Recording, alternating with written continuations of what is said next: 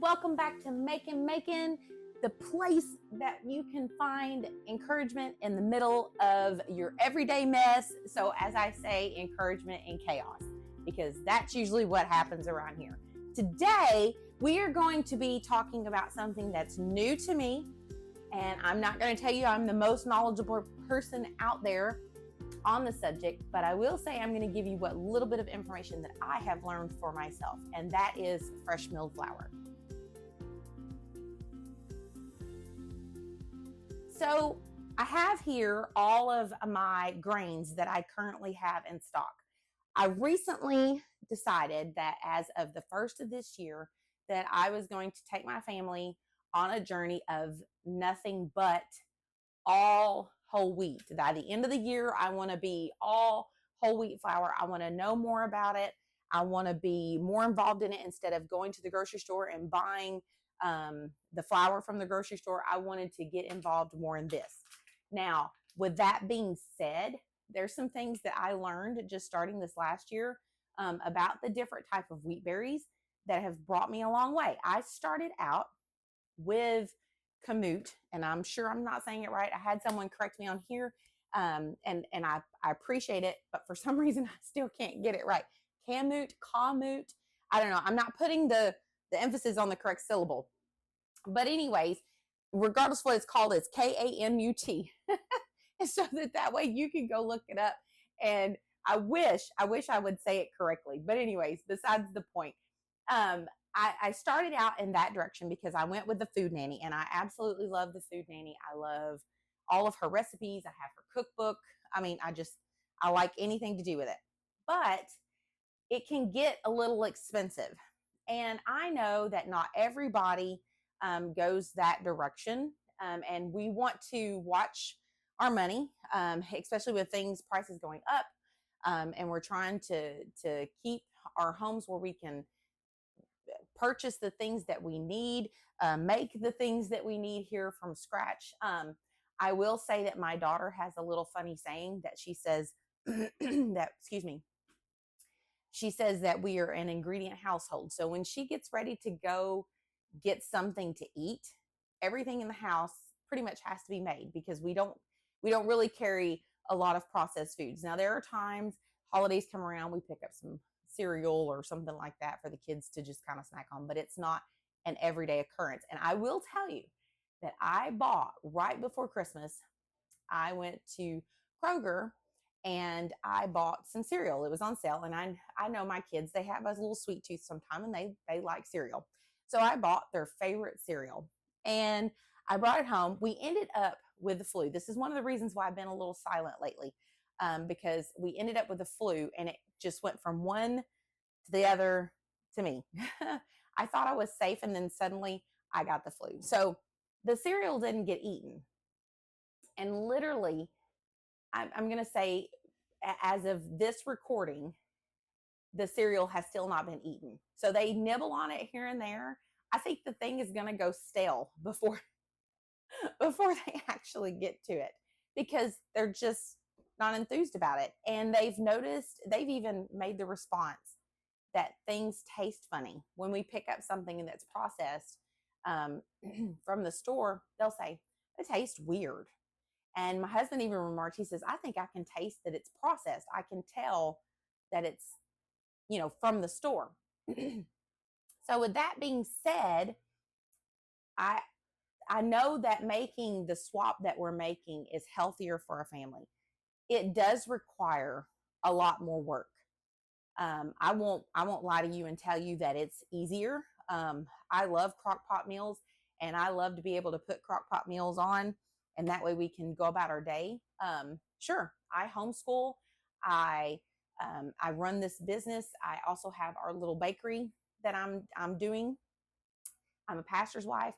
I say very, very busy. So just because I don't have a job outside the home does not mean that we don't stay busy. But I can only imagine if I had to work outside the home and still try to do the things that I do, it can be hard. So I'm not denying that, but I am saying that to me, it's been worth the effort. As most of you know, I did not start this journey of cooking. If you go to my blog at makinmacon.com, you can read my full story in the beginning. It's one of the very first posts that I ever wrote on Macon. So excuse any errors in there. But in that, I explained how I didn't cook when I got married at all. Like, I had no interest in it. My mom tried to teach me, but I wasn't interested. I had no interest in doing any of that. And so my husband, she actually told my husband when he went to her and asked her if he could marry me, or if he could ask to marry me, my mom told him straight up, she said, you know, she can't cook. And he said, I know. He says, but I can take care of both of us. And he can, because my husband is a tremendous cook. The only difference between him and I is he's very throw it together, and I'm very got to know my measurements, got to know exactly what I'm putting in there, because I'm not good with just throwing stuff together. So there's the difference between him and I. And I'm sure if he got on here one day, he could probably tell you some of the things that he does, but he can't give instruction. I'll tell him, please tell me so I can write it down and I can make a recipe for my viewers or whatever, or in my people that read my blog. And he's like, I don't know what it is. He said, we'll just guess as we go along. I was like, that doesn't work, because then I have to go remake it with those measurements just to make sure that's right. But it's a funny story. Go over there and you can read it sometime. But with that being said, getting to where I am today, I never would have thought that I would be where I'm at today. I just didn't. I didn't think that I would be at this place of grinding my own wheat berries, having a small bakery. I never imagined I'd be dealing with sourdough. Just, it's all new to me. So for me to come on here and tell you that I know it all about all of fresh milled flour, I'm not even going to go there. And today we won't go into the sourdough portion of it. I do have it sitting out here. I'll do another video that has to do with sourdough with whole wheat, because I'm still learning it. But I just want to show you what little bit that I have learned. But in the meantime, I want to start off with just the wheat berries. Now, I have written a post, and I'm going to kind of reference that post. So for you that want to view it and you're not worried about the blog post, you're not a reader, you'd rather just watch it here on YouTube, then this is for you. But for if you want to stop this and you want to go read the blog post, feel free to go do that. It's at makinmacon.com. And the title of the blog post, hang on a minute, I got to find it, is Fresh Milled Flour for Beginners, a Simple Year-Long Family Journey. And I'm hoping that you'll join me throughout this year. There'll be different things that are on here. My podcast gets put onto YouTube. And then some other things that we'll be adding. We won't forget our sourdough journey, because a lot of you still like the sourdough journey. But I just want to share with you the things that I have been learning along the way. Now, you know that I am a Nutri-Mill fan. I absolutely love Nutri-Mill, and I am an affiliate with Nutri-Mill. And this is not a video just to push their products. It's to give you what information I've learned throughout my journey, because I want you to know it's not intimidating. When I first started, it was very intimidating, and I was like, it's kind of like sourdough. Everybody has an opinion. People want certain crumb, and I was just overwhelmed. I did the same thing when I started keto.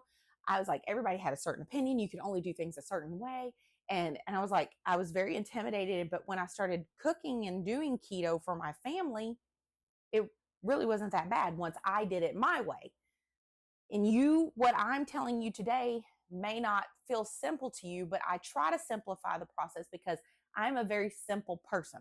Now, I like things simplified for me so that I can know how to do them and make it work.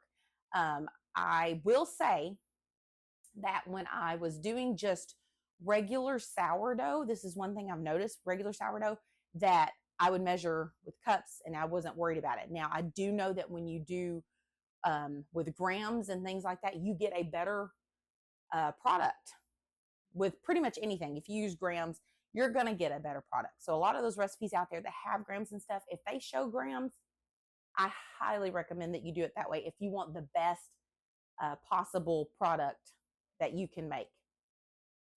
With that being said, with whole grain, you pretty much have to measure with grams because this flour works completely different.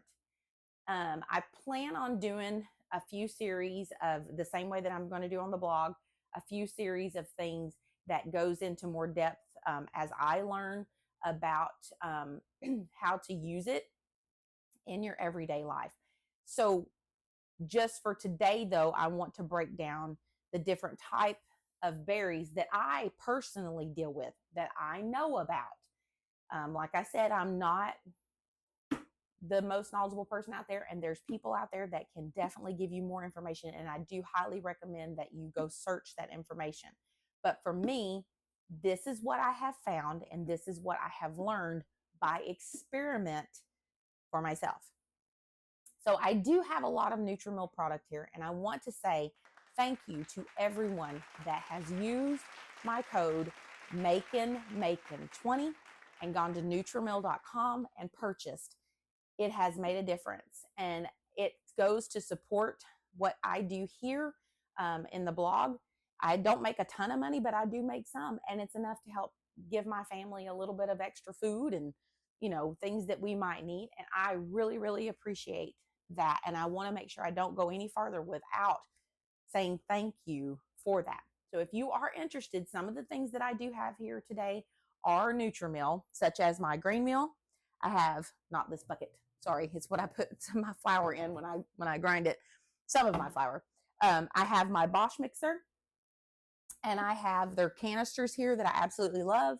And I also have their wheat berries, which is a huge thing because these are the cleanest wheat berries at an affordable price that I have found. And I do highly recommend that you go to Nutrimil and you check out their stuff if you're wanting more information on that, because it does give all the information that's on here. I do buy a larger bucket because I am using it quite a bit.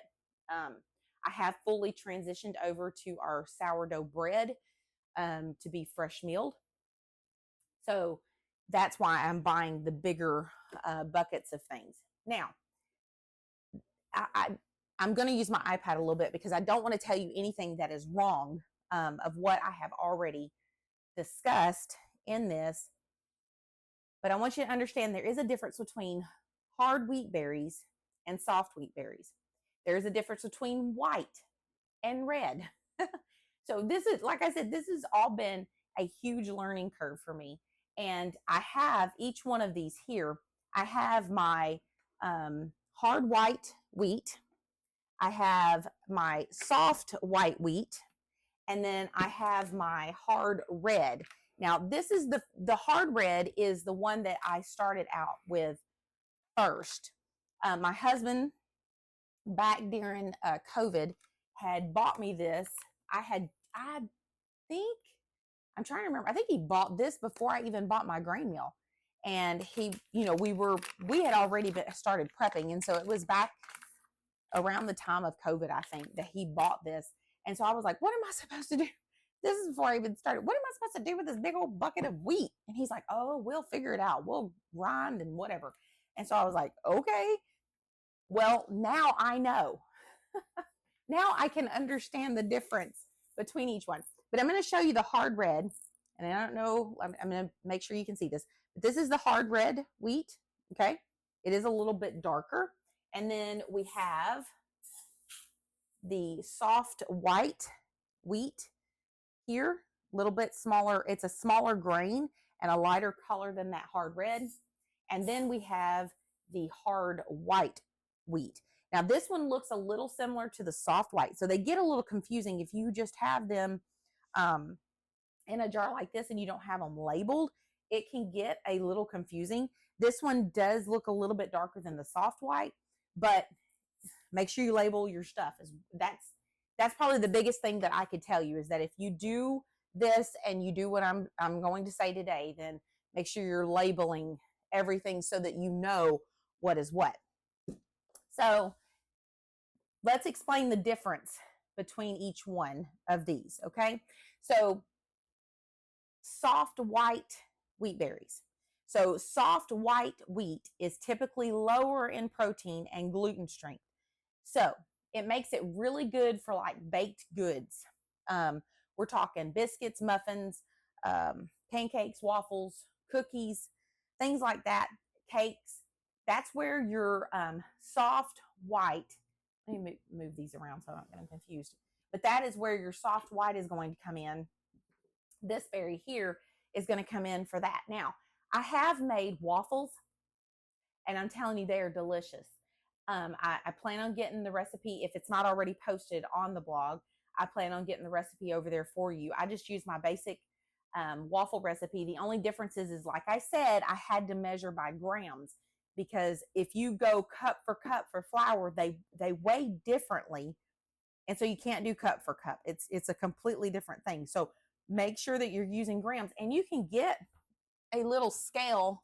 I'll show you. This is, my sister bought this for me.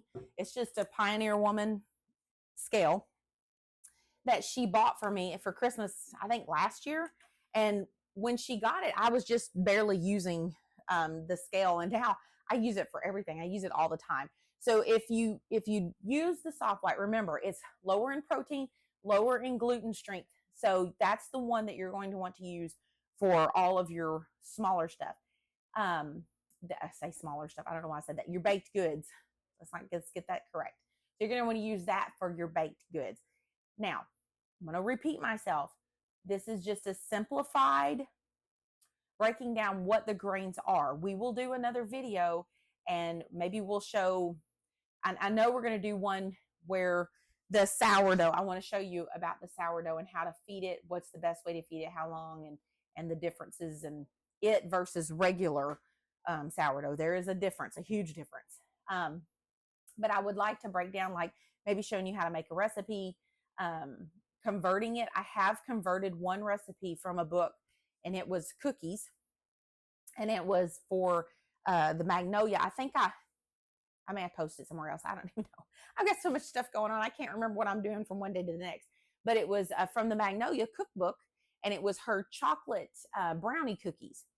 And I made those cookies using the soft white because I wanted to try them out. And I was trying to, my brother-in-law was coming in, and he has to have, everything has to be whole grain and coconut sugar, and like nothing can be processed. And so for health reasons. And so I used coconut sugar, and I made those. And then I used some clean chocolate chips, and I made these cookies. I didn't tell anybody that I had made them with fresh milled flour. I didn't say anything. I didn't announce it. I just took them. I took them to a church event, and I was like, oh yeah, I made brownie cookies. And of course everybody loves my cookies anyway, because I deal with sourdough, but I was like, but they're not sourdough. So just irregular, just, cookies. But it didn't say nothing.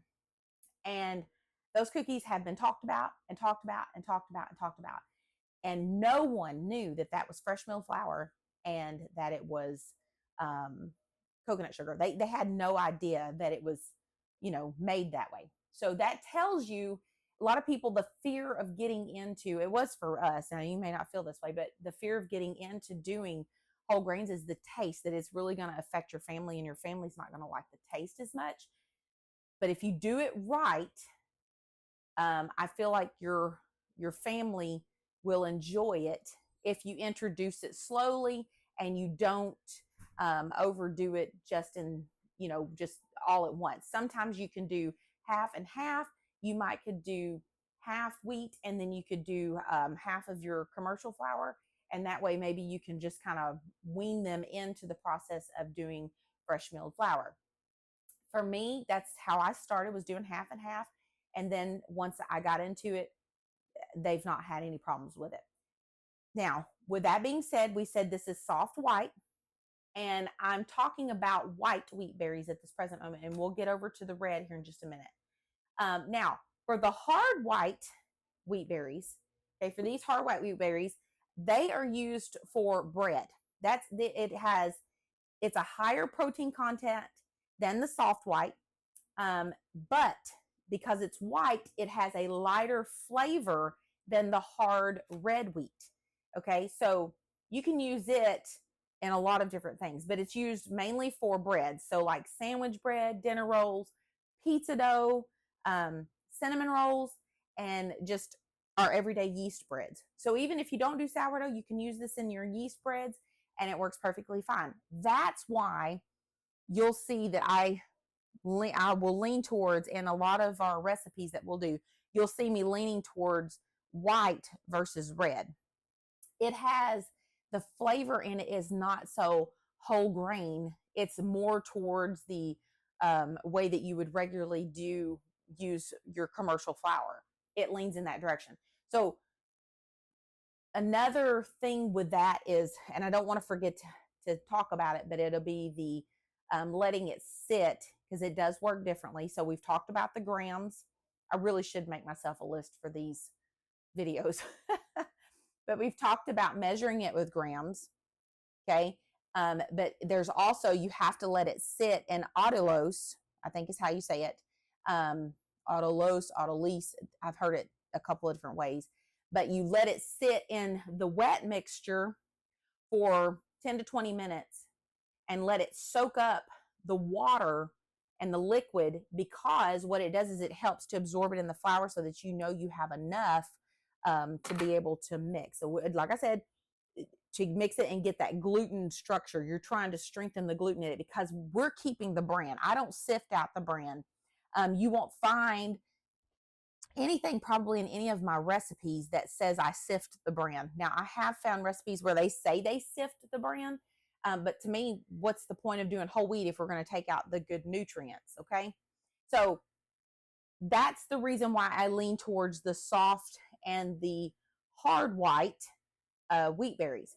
Now, I'm probably jumping all over the place, and you know, you may give me a thumbs down because you're like, she just took forever and didn't get it to it.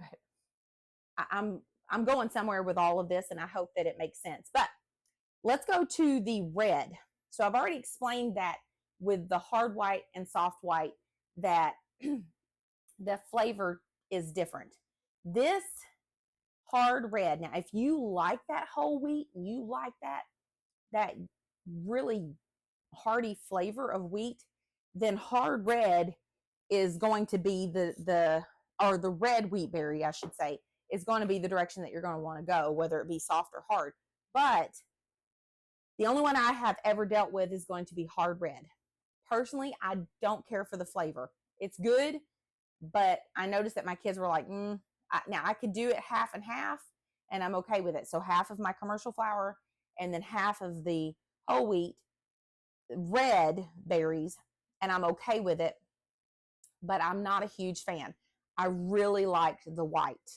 So if you're aiming to get into milling your own flour or your own berries, and you want the taste, I think you need to test both. So you could buy, I know on Nutrimill you can buy smaller bags to test and try those out, and I recommend doing that so that you can decide what flavor works best for you and works best for your family. But it's the same thing as the hard white as far as the protein. It's still high in protein, but it has that, it's just the flavor. It's just really, really strong. And the only thing that I use it for now that I have gotten into the white wheat berries, is I use it for my sourdough starter. And I use it because it feeds it really fast.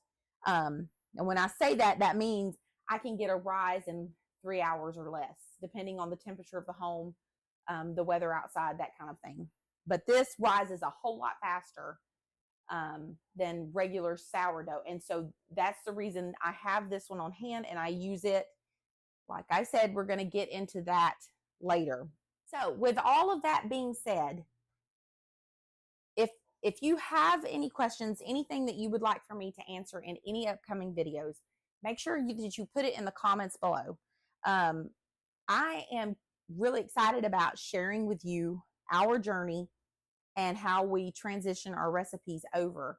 Now, my bakery's not going to be whole wheat. I hope that one day, because we're really small, we just do local stuff and what people want and do events and things like that. But I'm hoping that one day maybe I can transition over to whole berries in my sourdough cookies. I think that would be great. I think people would enjoy it. But as of right now, I still use commercial flour for it. But in my family for the coming year, that's my goal, is to make sure that we transition completely over to that, so that we're not reaching for flour, commercial flour. There's nothing wrong with it. I still say that, if you're going to buy flour at the store, buy it organic or buy unbleached versus bleached, because I know that it can get expensive, and I'm not trying to push you to do something that you can't currently handle, but I want to share what little knowledge that I have learned throughout my experience. So today is just about the different kind of wheat berries, the white versus the red. We'll get into more detail about soaking your grains, things like that. Now, I'm going to tell you, I'm not going to do anything that I don't know how to do. So if you ask me a question and I don't know how to do it, I'm just going to tell you I don't know how to do it. And I'm going to find the best resource that I can to maybe get you the answer that you need. I'm just, all I'm doing is simplifying it for my family. I'm trying to put good things into their diet to make sure that they have what they needed. Now, I have experimented with biscuits with my soft white, and I'm still not there yet. Of course, I do sourdough biscuits. I don't do regular biscuits. And to me, they still are a little bit flat. So I'm still trying to learn that process. I have learned that with my bread, vital wheat gluten in my sourdough is extremely important. It does help to give a better rise with my bread. I haven't tried it with yeast bread yet. So there's a lot of things that I haven't tried. I've done waffles and I've done cookies and I've done, I've tried my biscuits and things like that. And so there's a lot of tweaking that has to go on that I'm still learning. So as I said at the beginning, I don't know it all, but I wanted to give you the information of the different wheat berries. And I would hope that you're following along. If you want to learn more about the fresh milled flour journey that we're making here, then hang around, hit that subscribe button. And even if you want to go to the blog at makeandmaking.com, things will be on there as well of our journey. I want to keep learning. I think we should keep learning. I think we should keep growing and doing better.